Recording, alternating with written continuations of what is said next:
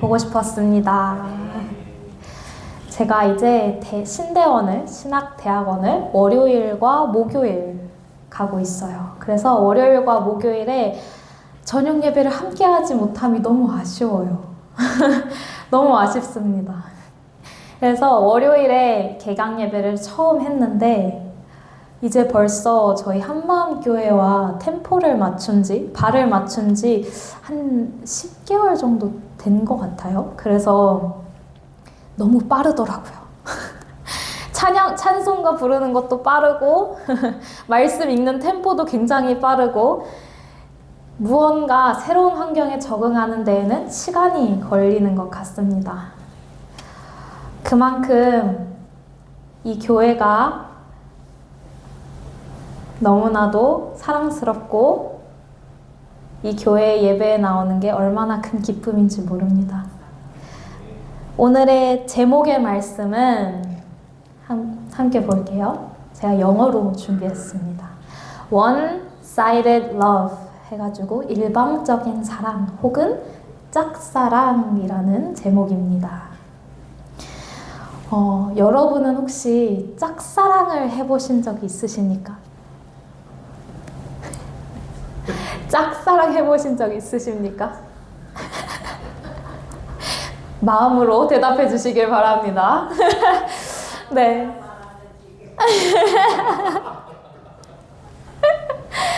짝사랑은 말 그대로 one-sided, 일방적인 사랑입니다. 그래서 참 이상하지요? 한쪽은 굉장히 많이 퍼줍니다. 계속해서 주고요. 계속해서 아낌없이 부족함 없이 계속해서 퍼줍니다. 마음부터 집에 있는 기둥까지 뽑아갈 기세로 사랑을 합니다. 하지만 상대방은 알던지 모르던지 그것을 무시하거나 알면서도 받아주지 않지요. 밑 빠진 독에 물 붓는 것 마냥 한쪽은 하염없이 기다리고 어느 한쪽은 무심하기만 합니다. 그래서 제가 여기서 제 짝사랑 얘기를 하는 건 아니고요. 그러다 보면은 짝사랑을 하는 쪽은 나를 좋아해주지 않아도 내가 주는 것만이 너무나도 행복하게 됩니다. 그저 받아주기만 하기를 바라며 마음을 주기 시작합니다. 하지만 상대방은 부담스럽고 피하기만 바쁜 것 같습니다. 그래서 짝사랑은 아프고 외롭고 때로는 비참하기까지도 합니다. 이번 주 월요일부터 우리가 수요일까지 예수님이 하나님의 나라에 대한 비유를 계속해서 하고 계십니다. 그 안에는 세상에서 가장 지독하고 간절하고 절절한 짝사랑이 묻어나오는 줄 믿습니다. 주님께서 이 땅에 오셔서 행하신 그 모든 사역과 발걸음들은 그 모든 이야기들의 목적은 무엇입니까? 하나님과의 사랑의 관계를 맺기 위한 사랑의 메시지인 줄 믿습니다. 영적으로 눈이 멀어서 우리가 보이지 않고 영적으로 둔하여 우리가 듣지 않는 것은 우리의 본능이고 본성인 것 같습니다. 그렇기 때문에 성경을 통해서 교회의 말씀들을 통해서 하나님께서는 계속해서 내가 이처럼 사랑한다. 내가 이토록 너를 사랑한다. 한 사람 한 사람 만나주시고 말씀으로 찾아가 주십니다. 우리는 무심했고 그 사랑을 때때로는 걷어차기도 하고 등을 돌립니다. 하지만 주님께서는 포기하지 않으십니다. 오늘 이 말씀을 통해 우리를 향한 하나님의 그 지독한 짝사랑이 무엇인지 함께 살펴보기를 간절히 소망합니다. 오늘의 말씀은 예수님의 죽음과 부활을 4번 예고하신 후에 하나님의 나라가 어떤 것인지 비유를 통해 말씀하십니다. 십자가를 통해 하나님의 사랑을 확증하십니다. 하지만 하나님께서는 하나님의 나라는 예수님을 우리 마음 가운데 모시는 순간부터 하나님의 나라를 누릴 수 있다라고 저희는 배우고 알고 있습니다. 그렇다면 왜 비유로 설명을 하실까요? 우리 월요일에 설교에서 들었듯이 비유는 드러내는 것과 그리고 감추는 것에 기능을 하고 있습니다. 간절히 찾는 자에게 더 많은 이해를 주거나 혹은 이해하지 못하고 완악한 마음을 가진 자들에게 감추는 기능을 하는 것이 비유이다라고 저희는 들었습니다. 그렇다면 세 가지의 비유는 무엇이었을까요? 첫 번째는 두 아들의 비유였습니다. 가겠다, 하겠다 말로만 순종하고 가지 않은 아들과 그리고 처음에는 순종하지 않았지만 결국에 끝에 주님을 따랐던 혹은 순종했던 아들을 말하고 있습니다. 그리고 두 번째가 어제 포도원의 비유였습니다. 주인들이 주인의 종을 때리고 마침내 그 아들까지 죽이는 이야기가 결국은 하나님의 아들을 거절하고 여태까지 보내신 선지자와 예언자들을 거절했다. 그리고 결국에는 하나님의 아들, 하나님의 유일하신 아들인 예수 그리스도까지 마저 죽이게 될 그것이 인간의 본능이다, 본성이다 라는 비유를 하고 계십니다. 그리고 오늘의 본문은 혼인잔치의 비유가 나타납니다. 어떠한 왕은 자기 아들을 위해 혼인잔치를 준비합니다. 잔치는 이미 준비되어 있습니다. 소가 마련되어 있고요. 그리고 많은 음식과 그리고 예복이 준비되어 있습니다. 그리고 초대권이 뿌려졌으나 사람들은 오지 않습니다. 왜 오지 않았을까요? 누구는 밭을 가느라 오지 않았고요. 누구는 본인의 사업 때문에 오지 않습니다. 오기를 싫어한다라고 기록되어 있습니다. 그리고 심지어 왕이 보낸 종들을 모욕하고 죽이기까지 합니다. 이것은 단순한 예의에 어긋난 행동뿐만 아니라 왕의 권위를 무시하는 행동이기도 합니다. 이 비유를 통해 주님은 하나님의 마음이 무엇인가 라는 것을 우리에게 알려주고 계십니다. 천국 잔치는 준비되어 있습니다. 문은 활짝 열려 있습니다. 하지만 문제가 무엇입니까? 그것을 들어오지 않고 들어오길 싫어하는 우리의 심정이 우리의 영혼들 때문에 그 초대가 가볍게 여겨지고 있다라는 그 사실이 문제가 되고 있는 것입니다. 하나님보다 우리는 일을 더 중요시합니다. 하나님보다 우리는 내 자신을 더 중요시하게 됩니다. 말로는 아니라고 하지만 우리를 삶을 살아가다 보면은 일이 더 우선시 될 때가 많고 내 자신이 우선시 될 때가 많습니다. 변함없는 사랑을 만홀히 여기는 것은 우리의 본능인 것 같습니다. 초대를 거절하고 우리는 들어가기를 싫어합니다. 주님께서는 계속해서 부르시지만 우리는 거절하고 있고 계속해서 부르시고 계시고 기다리고 계시지만 우리는 항상 바쁩니다. 뭔가 분주합니다. 우리의 마음은 항상 다른 곳에 가 있고 우리의 시선조차 다른 곳에 가 있을 때가 너무나도 많은 것 같습니다. 변함없고 끝없는 사랑을 우리는 만홀히 여기면 안 되는 줄 믿습니다. 그 마음을 이용하면 안 되는 줄 믿습니다.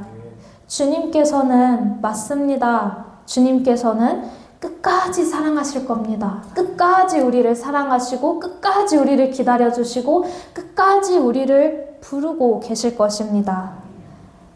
하지만 그것이 우리가 하나님의 마음을 만홀히 여길 수 있다 생각할 수 있는 이유는 되지 못합니다. 어차피 하나님은 사랑해 주실 거니까.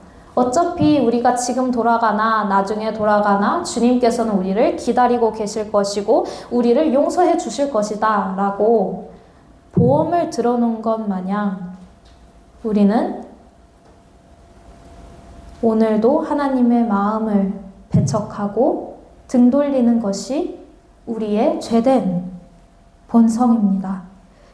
이렇게 생각하면서 주님의 초대를 가볍게 여기고 있지 않는가 우리는 되돌아보고 회개를 해야 하는 줄 믿습니다. 하지만 본문의 이야기는 여기서 끝이 나지 않지요. 보면은 왕은 종들에게 말을 합니다. 길에 나아가서 만나는 대로 데려오라. 그래서 종은 나아가 악한 자나 선한 자나 모두 데려오게 되고 각 잔치는 가득 찹니다. 하지만 여기에서 왕이 어떤 것을 발견하나요? 예복을 입지 않은 사람들을 발견하게 됩니다. 그리고 왜 예복을 입지 않았느냐라는 무릎에 아무 말도 대답하지 못합니다. 아무 대답도 못하고 결국에는 그 사람은 쫓겨나게 됩니다. 예복은 무엇을 뜻하는 걸까요? 우리 함께 이사야서 61장 10절의 말씀 함께 읽도록 하겠습니다. 신랑에게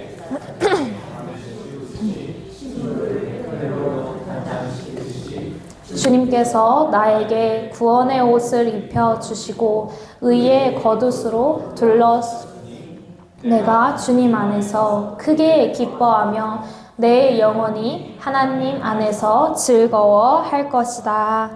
아멘. 여기서 말하는 예복은 주님께서 입혀주시는 구원의 옷이자 의의 겉옷입니다. 그 의의 겉옷을 입었을 때, 예복을 입었을 때 우리는 온전히 기뻐하고 즐거워할 수 있습니다. 주님의 한량없는 은혜인 줄 믿습니다. 우리는 그 어떠한 것도 그 어떠한 행위나 그 어떠한 생각이나 그리고 우리의 존재만으로 절대 의의 겉옷을 입을 자격이 없습니다. 하지만 주님께서는 구원의 옷을 입혀주시고 의의 겉옷을 둘러주십니다. 그리고 주님께서는 오늘 본문의 14절의 말씀을 보면 함께 읽겠습니다. 청함을 받은 자는 많되 택함을 입은 자는 적으니라. 아멘. 주님의 초대는 모두에게 열려 있습니다. 초대는 모두에게 하고 있습니다. 대상은 모두입니다. 모두에게 문은 활짝 열려져 있습니다. 구원의 방주인 노아의 방주처럼 몇백 년간 문은 열려 있습니다. 계속해서 문은 열려 있을 것이나 언젠간 그 문은 닫힐 것입니다. 그 잔치에 와서 초대받은 자들이 또한 예복을 입는 사람도 적다라고 말씀하십니다. 그리고 주님께서는 그동안 제자들에게 맞춰 비유로 설명을 하고 있었지만 요한복음 16장을 보면 예수님께서 하나님 아버지에 대해 밝히 말씀하시는 것을 볼 수 있습니다. 우리 함께 요한복음 16장 25절에서 33절 한 목소리로 읽도록 하겠습니다. 이것을 비유로 너희에게 일렀거니와 때가 이르면 다시는 비유로 너희에게 이르지 않고 아버지에 대한 것을 밝히 이르리라. 그 날에 너희가 내 이름으로 구할 것이요 내가 너희를 위하여 아버지께 구하겠다 하는 말이 아니니 이는 너희가 나를 사랑하고 내가 하나님께로부터 온 줄 믿었으므로 아버지께서 친히 너희를 사랑하심이라.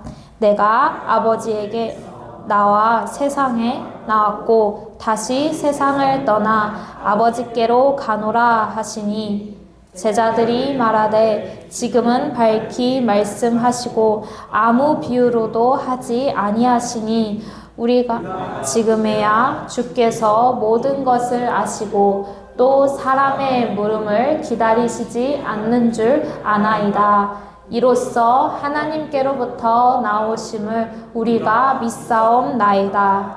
예수께서 대답하시되 이제는 너희가 믿느냐? 보라, 너희가 각각 제 곳으로 흩어지고 나를 혼자 둘 때가 오나니 벌써 왔도다. 그러나 내가 혼자 있는 것이 아니라 아버지께서 나와 함께 계시느니라. 이것을 너희에게 이르는 것은 평안을 누리게 하려 함이라. 세상에서는 너희가 환난을 당하나 담대하라. 내가 세상을 이기었노라. 아멘. 하나님의 나라는 활짝 열려 있습니다.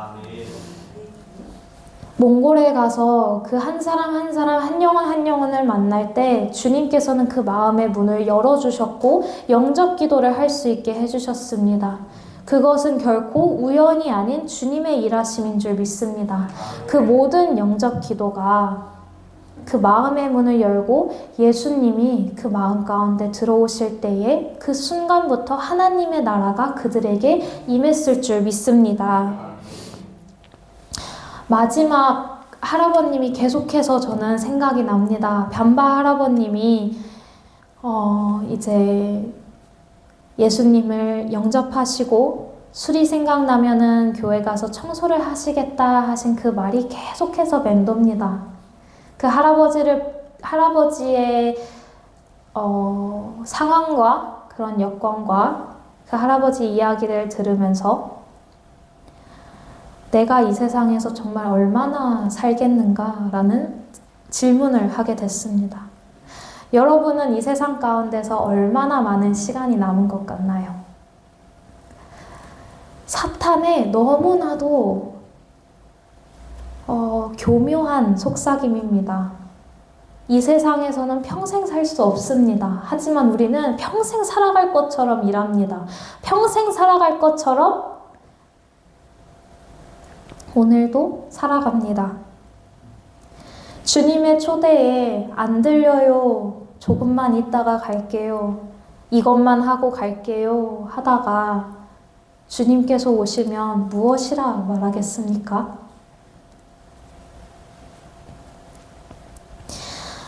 가려고 했어요. 가려고 했어요. 그래도 제가 저 사람보단 낫지 않나요? 제가 이 일생 생활에서 하루하루 살아가는 데에 정말 주님을 위해 살았는데, 정말 주님을 위해 살아갔고, 저 사람은 여태까지 마음대로 살다가 이제 와서 예수 믿고, 이제 와서 하나님 믿고 신앙생활 하는데 내가 저 사람보다 낫지 않나요? 이렇게 말씀하실 겁니까? 우리에게는 시간이 많지 않습니다.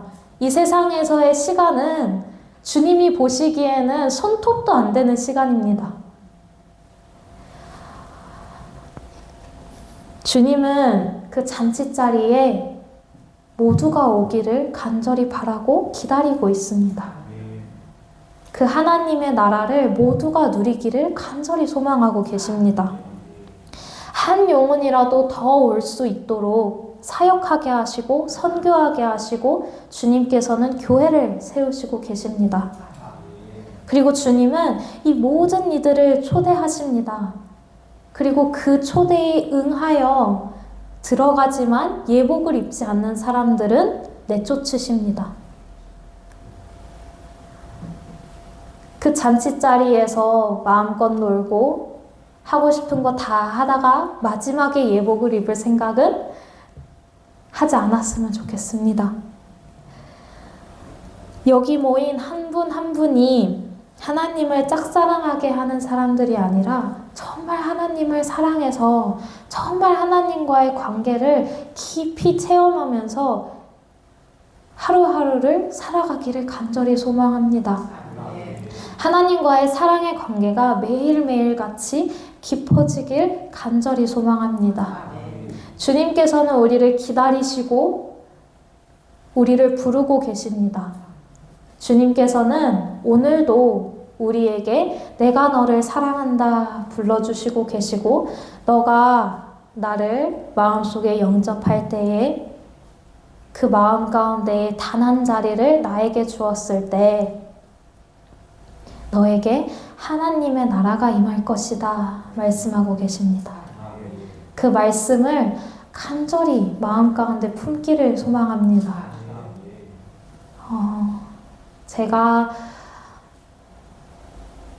저도 이제 사역의 길을 가기 전에